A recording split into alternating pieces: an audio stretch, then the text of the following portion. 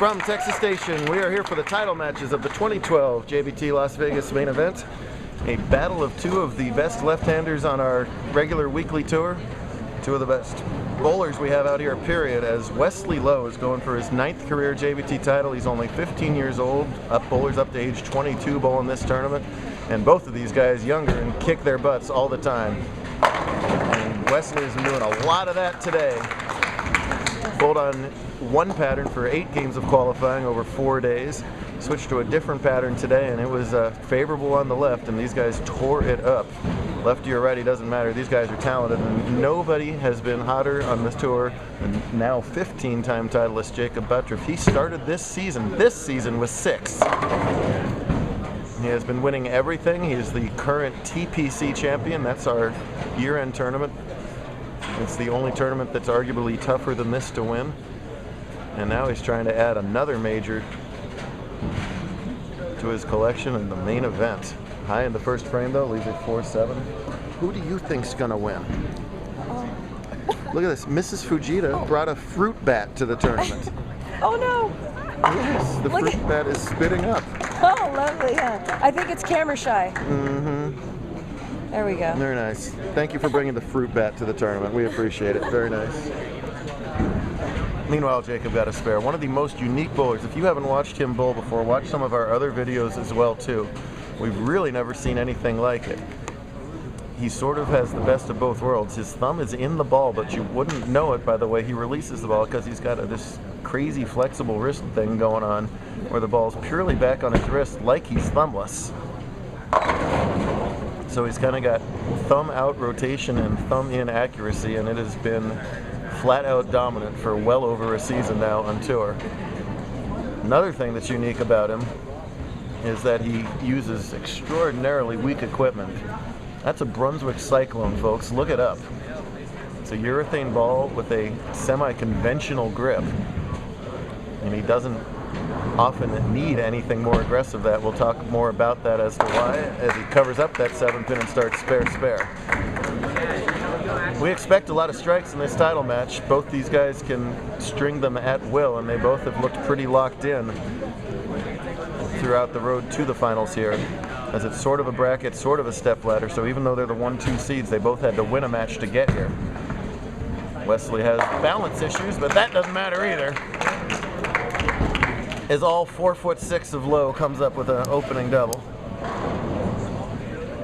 No, that's not fair, is it, in the national video? He's 4'9". Don't let me keep him short on a good day. Wes going for the re-rack here so we can talk about him.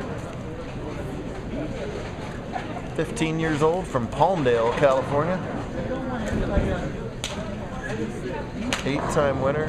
And opposed to Jakob, who's got the thumb in the ball, Wesley has the thumb out of the ball, the rarity of a two-handed lefty. You see very, very few of them. Oh, and what a break for Wes.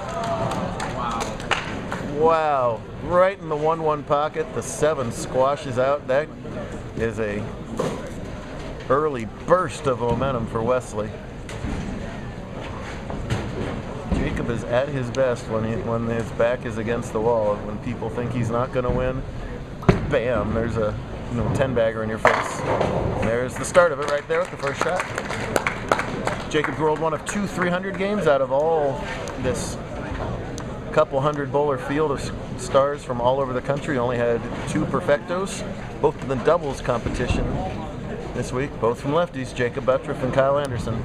Look was good on the left, no 2 ways about it this week. So yeah, he uses really, really weak equipment, and the general thing is if he tugs it, the ball doesn't overreact because it's so weak, and it's weak enough that he can play further down the boards than most people. That doesn't look like any other old school urethane ball I've ever seen. Perfect double, keeps himself right in the match.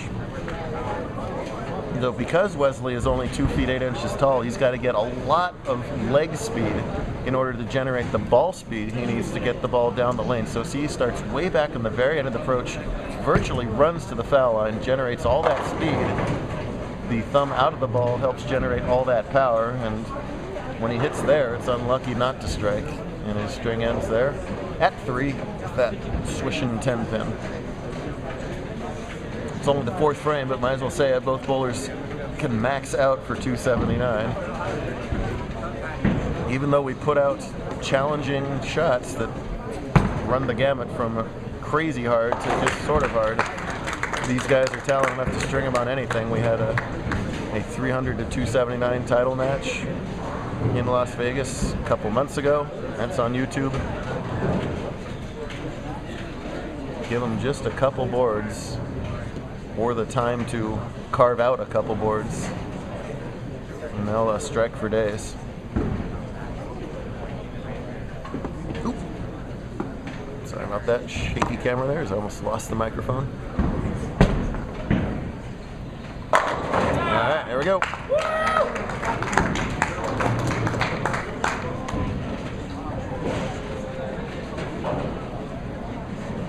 So, Jacob here with a chance to tie up the match in the fifth frame. Butturff qualified second today at plus 399. That's for 13 games plus 30 pin bonuses for 3 match play wins. So not a high scoring event by any means today. Sweet. Oh, and a ringing 7. Jacob's 7 pin carry is so darn good. You just don't see that very often out of him. He's left 2 of them already this match. From here in Vegas, burst onto the JBT scene a couple seasons ago. As early on in his career, before he started winning titles left and right, he was really good at knocking out some of our star bowlers. He would beat King, Hattori, and Smith all the time to sort of start making a name for himself. And he got over the hump and started winning tournaments. And now he's at the point where he's appearing in the title matches of all of our majors. Pretty dominant stuff. We talk about the most dominant bowlers in our history. You know, Andrew Kane had his run, Stephen Black, BJ had his run, certainly Cameron as well, and of course Kyle King. And Jacob's year-long run at this point is right up there with any of them, if not better. There's that light hit with all that power, just smacking those pins around. But he trails by 11, and Wesley's got a chance to extend that to 21. So move him. I was just asking if you... Yes, off the tiled area. Are you sure Wesley uses his thumb? Well, it's like a half thumb, isn't it? See, it's thumb all the way in. I don't know. If it is, it's another one of those, what do you call that? Not double knuckled, what am I trying to think of? I can't even, it's the end of 5 days here, like a double jointed type of things. Uh-oh, there goes Blanchard.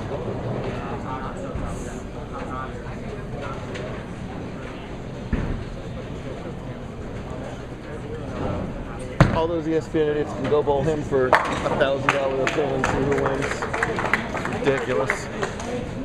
Nice job with the spare for Wes there.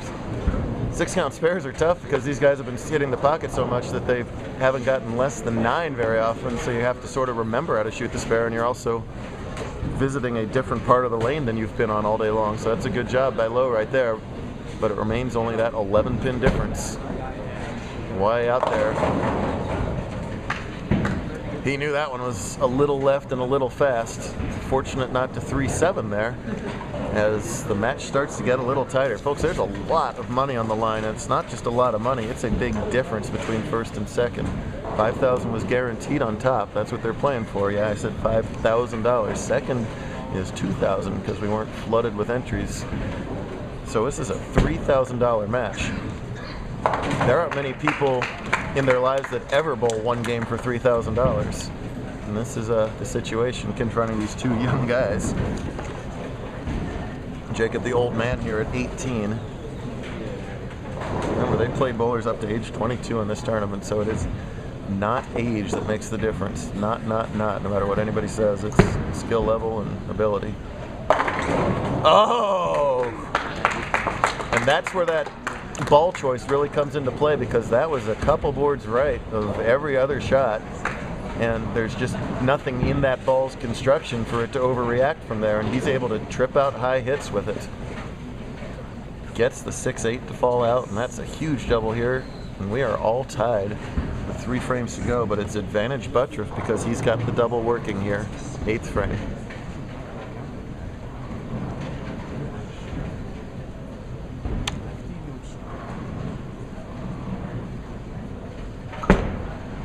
Way out left as well. Oh, are you kidding me? Wow. Jakob is a confident young man, but I think he even surprised himself with those two back-to-back shots. Trips out the 8 and then was further left, further down the lane than Wesley was, and gets the whole right side of the rack to just give up. And that's the lead change right there now. And it's Wesley seeing if he can counter. There you go. Enough of this tripping pins and off hits. Just go right perfectly 10 in the pit. That's the way to do it there. He can still max out for 248. Butturff can max out for 258. The ladies put on a show in the girls scratch division. Be sure to watch that one too, as neither one blinked until the very end. Let's see if Wesley can do it here with the strike in the all-important 9th frame. Crucial ball for low. Come on, Wesley. Come on, ball. Come on. Gary. You betcha. I want to say it again. These guys are bowling for $3,000 difference in this match. That's a semester they're bowling for a lot of people. Meaningful stuff here, and they're throwing some of their best shots. It's like a quarter nowadays. Be quiet. I'm trying to talk up this match. It's a pencil. Let me talk up my tour. Be quiet. Enormous shot for Jakob. Yeah, you betcha. As he's done so often on this streak, when he gets that fortunate break, he consolidates it with a dead perfect shot. Couldn't have thrown it any better. He needs 2 more strikes, however, to shut out low.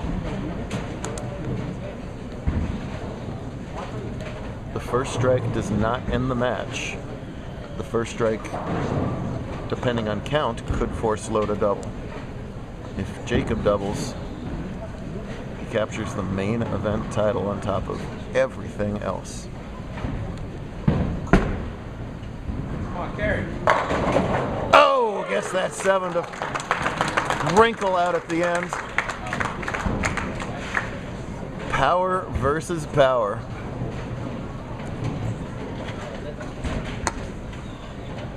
And really, 1 errant shot from Jakob, that was in the 1st frame. 1 errant shot from low, that was in the 6th frame. Nothing but 9s and X's since then, and this is 1 ball for $5,000. Strike, and you win it all.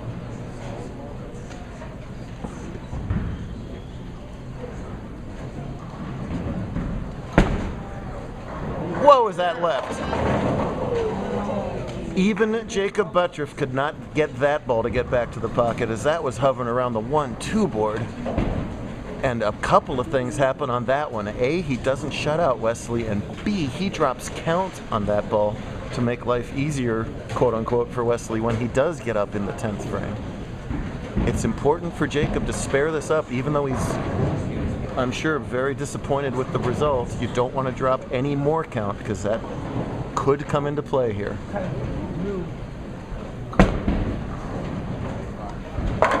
Covers it up for 245. A nice round of applause from the crowd.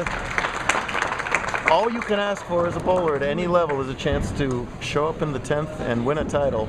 It doesn't get much bigger than this on the junior bowling level. Wesley Lowe needs 2 strikes and 8 pins to win the title, which I think was exactly the situation Kelsey was in about 20 minutes ago, 2 and 8. That's what he needs. Anything less, Butturff wins the main event.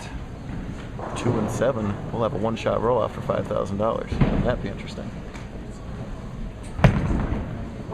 Gary. Short and right off his hand right away. Butturff blinked in the 11th, Wesley blinks in the 10th, and Jakob Butturff is going to win the main event. Wowee. Tell you what, it's one of the many reasons I'm not a gambling man, because I would not have expected Wesley to come up with that shot right there. I don't think anybody did. I think it was just a matter of carry, and it's just not to be. disappointing end for Low. A thrilling result for Jakob Butturff as the roll goes on. Congratulations to both bowlers. They bowled their hearts out all weekend long. Will, hey, we'll do it all over again in Kingman. Then we'll do it all over again in Longview. Then we'll do it all over again in Longview. Then we'll do it all over again in Roswell. Then we'll do it all over again in Tacoma. The tour rolls on, folks. And then eventually I'll have Christmas, but we'll fit that in somewhere. See you later.